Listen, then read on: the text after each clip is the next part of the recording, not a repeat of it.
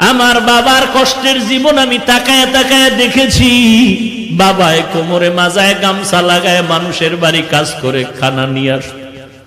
এমনও ঈদের দিন গেছে একটা নতুন জামা আমার বাবায় দিতে পারে না। মাঝে মাঝে তাকায় দেখতাম আমার মায়ের কাছে বাবায় বসে বসে কান্না করে। আমি বলতাম, রে ও মা, বাবায় কেন কাঁদলো? মা বলতো, তোরে একটা জামা দিতে পারে নাই, দুঃখে তোর বাবায় কান্না করেছে। এমন কষ্টের জীবন বাড়ায়া তোমার ঘরে আসছি। জানির কারি সাহেব আজকে আল্লাহর কাছে দোয়া করে গেলেন, কিন্তু দেখে যেতে পারলেন না যে হাফিজুর রহমান কেমন হয়ে গেল। আমার হাত আর তার হাত এক জায়গায় নিয়ে এইভাবে উঠায়া উজানি বৈশা ঘরে বৈশা দোয়া করতেন, আল্লাহ আমার হাতের সাথে ওর হাতটাও তুমি কবুল করে নেও। আমি চাই ও ভালো একজন আলেম হবে আর একটা বড় মাদ্রাসা করবে। আজকে ঢাকার শহরে রমজানের শেষের দিকে মাদ্রাসা ঢালাই দিলাম 7,500 স্কয়ার ফিট ছাদ।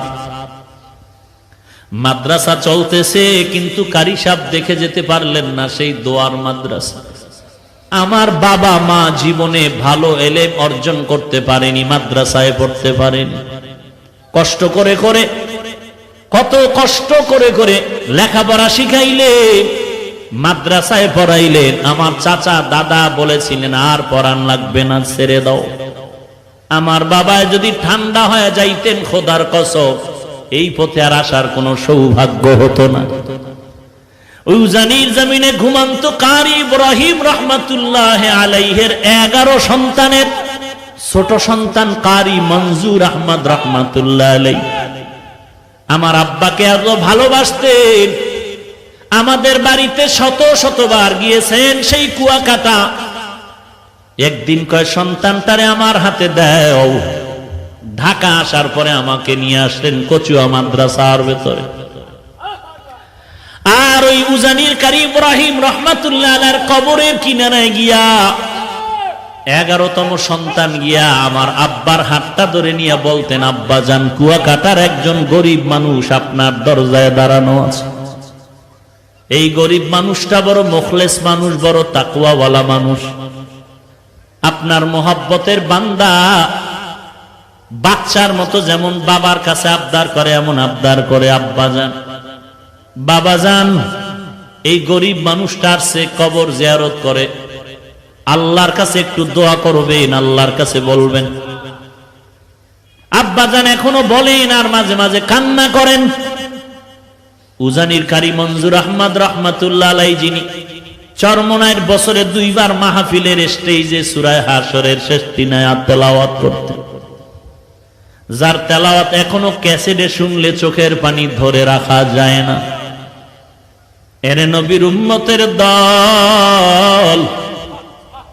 গাছ একদিনে বড় হয় না, আস্তে আস্তে বড় হয়। মানুষ একদিনে ভালো হতে পারে না। জানির কারি সাহেব কারি মঞ্জুর আহমদ 11 জন সন্তানের সর্বশেষ সন্তান।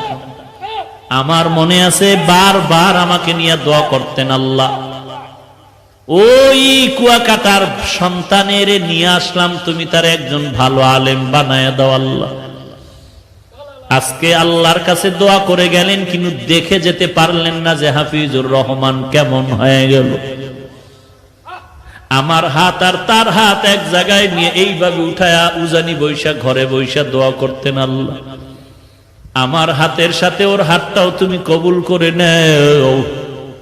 আমি চাই ও ভালো একজন আলেম হবে আর একটা বড় মাদ্রাসা করবে। আজকে ঢাকার শহরে রমজানের শেষের দিকে মাদ্রাসা ঢালাই দিলাম 7,500 স্কয়ার ফিট ছাদ। মাদ্রাসা চলতেছে, কিন্তু কারি সাহেব দেখে যেতে পারলেন না সেই দোয়ার মাদ্রাসা। জায়গা নাই, 2-3 বছর ধরে বাইতুল্লাহর গিলাফ ধরে ধরে কানলাম, আল্লাহ একটা জায়গার ব্যবস্থা করে দাও। 3টা বিল্ডিং ভাড়া চলতেছে। অল্প অল্প টাকা দিয়া 11 কাঠা জায়গা বানা করলাম। 2-3 বছর লাগায় টাকা শেষ করতে পারি না। যাদের থেকে বায়না করলাম, বললাম ভাই, যেই টাকা দেওয়া হয়েছে এই পরিমাণ জায়গা দিয়ে দেন, আমরা টিনের ঘর করে ওখানে যাই, ভাড়া টাকা দেওয়ার সুযোগ নেই। পরামর্শে যখন সিদ্ধান্ত হলো আমাদেরকে দলিল দিবে, আমরা বাউন্ডারি ওয়াল করতে শুরু করলাম। 6 কাঠা জায়গা পাইলাম আর 6.5-7 কাঠা জায়গা পাইলাম না একই প্লটে। যখন বাউন্ডারি করতেছি জানি না আল্লাহর কুদরত, আল্লাহর কুদরত। একটা যুবক ছেলে আইসা আসরের নামাজের সময় নামাজ পড়ে আমি মাদ্রাসার বাউন্ডারির পাশে বসে আছি। মোলাকাত করলো, আমার এক বন্ধু নিয়ে আসলো, বলে হুজুর এই যুবক আপনার পাগল।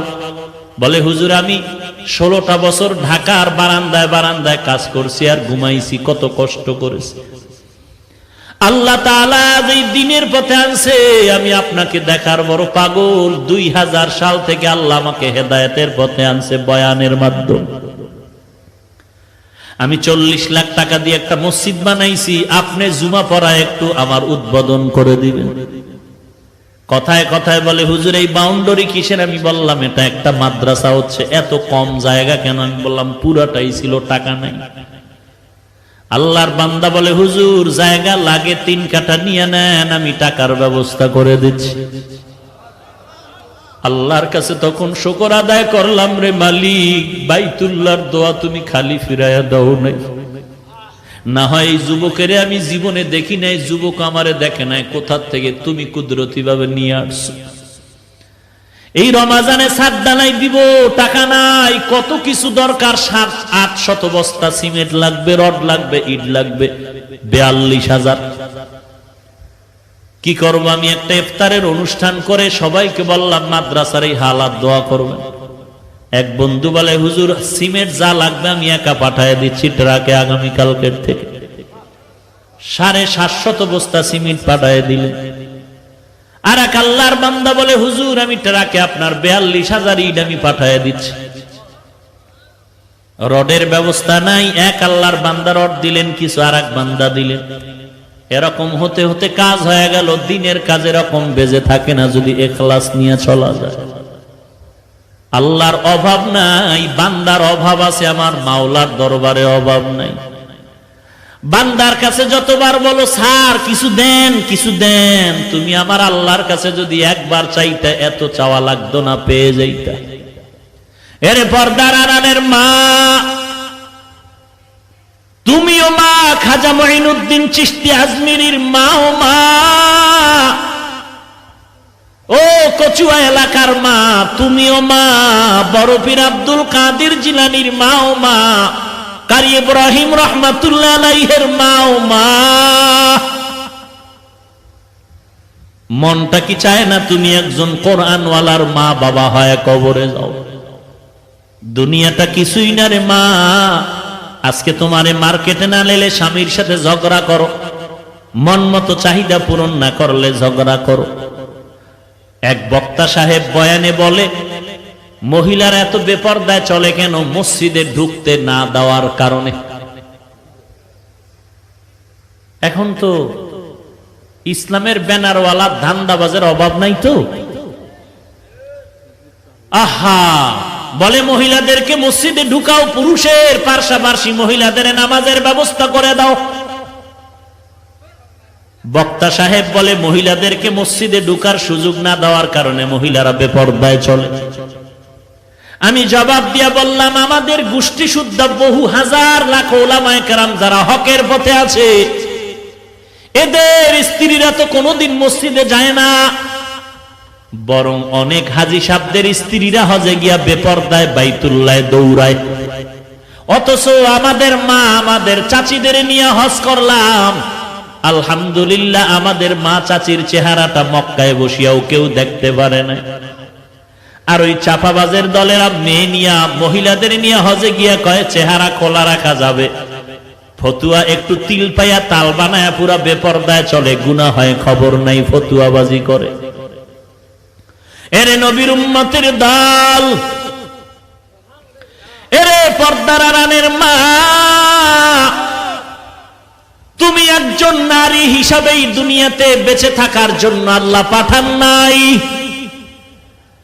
তুমি একটা সন্তানের মা হিসাবেই পরিচয় দিলে চলবে না রে মা।